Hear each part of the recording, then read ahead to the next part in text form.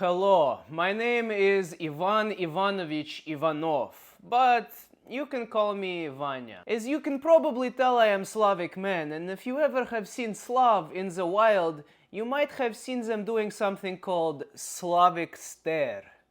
Today I will explain why Slavic people always look like they hate life. Even though deep down we are normal people, we love, we laugh, we drink a lot of vodka, and we do stupid things like everyone else. The explanation is very simple, because life hated us first. Serfdom, famine, wars every 5 minutes, and for dessert, communism. When this is your life, you do not smile at strangers. You drink as much vodka as you can to forget about how depressing your life really is. You do not say, "Oh, have a nice day, amazing weather," like American NPC. You stare into the distance and question your entire existence and whether it is worth it to even wake up the next morning. And when this happens, you start writing about the meaning of life just to give yourself a reason to wake up in the morning. And this brings us to Fyodor Dostoyevsky.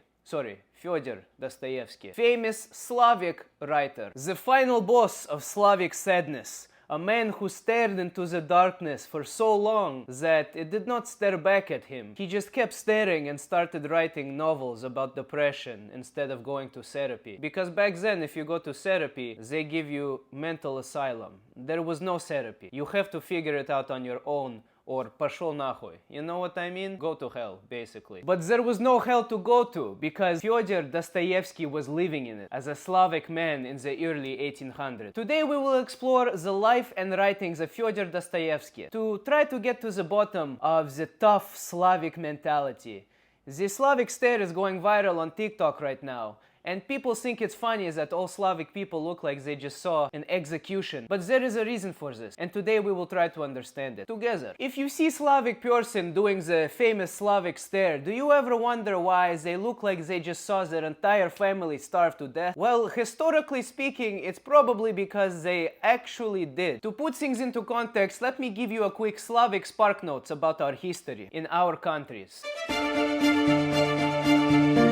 First, let me tell you that Slavic people had to go almost 1,000 years of serfdom. This is essentially a form of slavery. Yes, most of the Slavic people were slaves for our entire history. Imagine your entire family tree working on land they don't own for boss who does not pay you for almost 700 years. Then one day, Tsar Alexander II, Alexander the Liberator, more like Lёша the Хуибелаtor, Liberator? Короче, he was долбоёб debil. One day he say, "Oh, you are free." Who does he think he is? Abraham Lincoln? Молодец, you freed the serfs. Not really. You gave these people a version of freedom, but they do not have land, they do not have resources, they do not have LinkedIn. How are they supposed to earn money and make a living? Nobody knows what to do, so they end up in a worse situation than they were when they were serfs. So what happens? Experiment does not work, they are serfs again, then there is a revolution, and we get communism.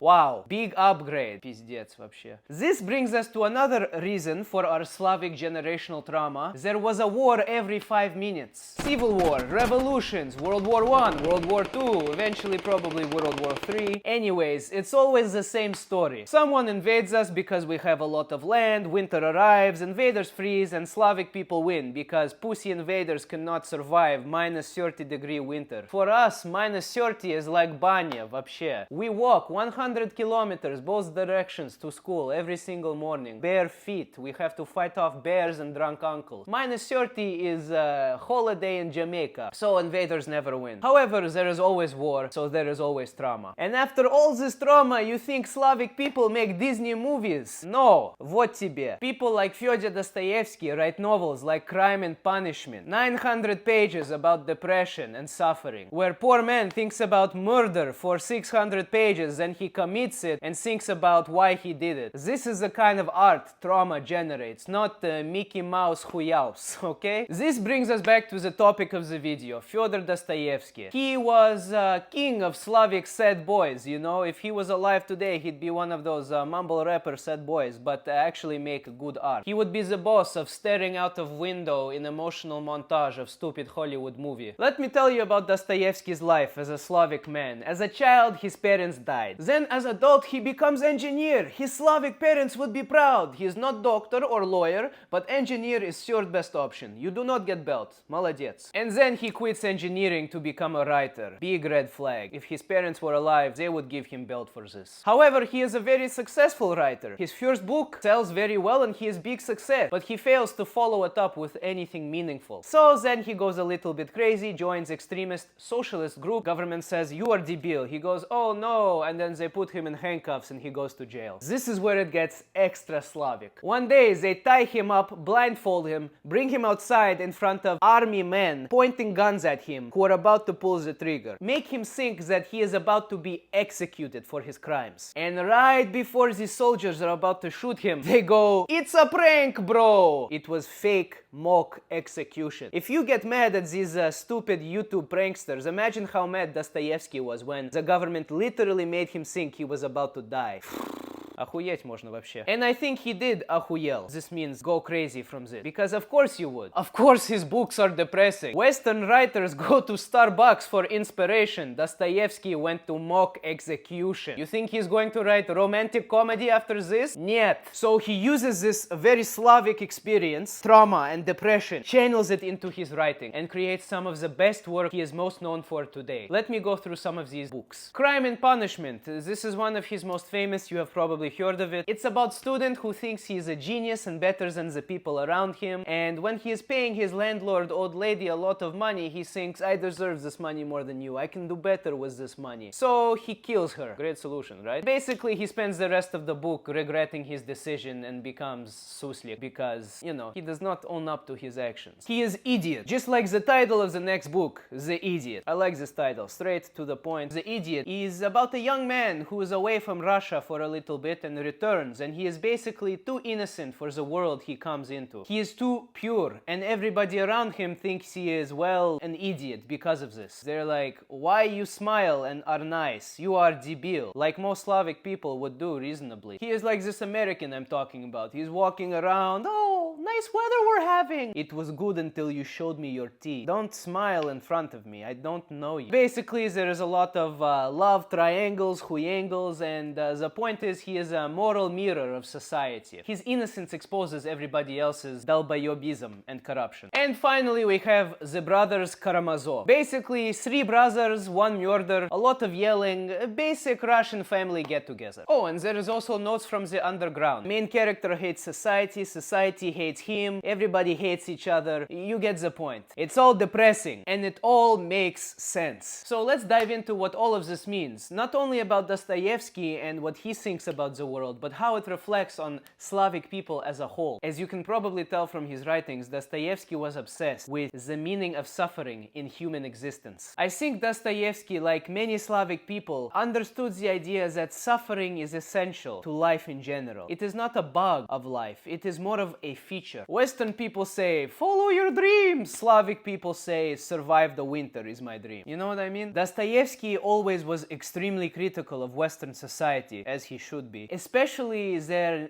endless pursuit of meaningless comfort. Junk food, delivery, everything has to be now, fast, quick, comfort, ease of life. This is not the point. In his eyes, even if humanity achieves perfect comfort, food, shelter, stability, everybody has the basic need covered. People are free to do what they want with their time because they do not need to worry about making it another day. He says this will be a dystopian utopia. Does this make sense? It will be хуйня, essentially. Not good. And even if we achieve this, humans will inevitably create chaos because deep down inside, we cannot survive without suffering. It makes up an essential part of the human condition. We will strive towards disorder. We will create chaos because at the end of the day, we need to struggle and suffer, and we need something to overcome. It gives us purpose. It drives us, and it is essential to the human experience. Wow. This is deep. Like I was in your mother last night, okay. Dostoevsky thought that deep down, people are debils that crave suffering. This is his quote. Man only likes to count his troubles, never his happiness. This is true. Think about your own life. What do you like to focus on more? The successes you have every day? The things that bring you joy? Roof over your head, your family, your loved ones? I have a great job, I live in this country, blah blah blah. Is this what you go to bed thinking about? Or do you go to bed thinking about that one person that said that one thing about your t-shirt, that maybe it was a little too small and you want to fucking give him belt in the jopa, because what did he mean? Does he mean I am fat? What is happening? Why didn't I get this promotion?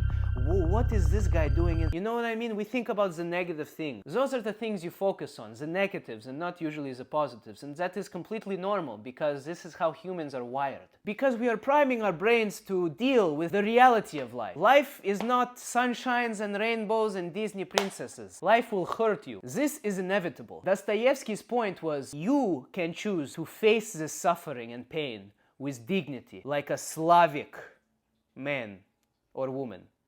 Person. Yes, strong. You do not get to choose what happens to you. The only thing you get to choose is how you react to it. So look life in the eye, look suffering in the eye, and face it with strength and character and determination. And maybe you will become smarter or more resilient because of it. Or at the very least, you will become interesting character in depressing Dostoevsky novel. I thought this video would be longer, but that's all there is really to say. That is why Slavic people have Slavic stares. That is why we have depression and this is normal. That is why we don't smile at strangers. This is life. What is there to smile about? Life is beautiful, but it is beautiful because we suffer, because there is pain. Without pain, there is no joy. And without suffering, there is no beauty. Wow, this is deep. They go together. You can focus on the positives, but you must always remember that there will be negatives, and you must prepare yourself to deal with them. Don't become suslik. Face them head on and be strong, like a Slavic person. I've already said this. I'm repeating myself at this point. Let's land this plane.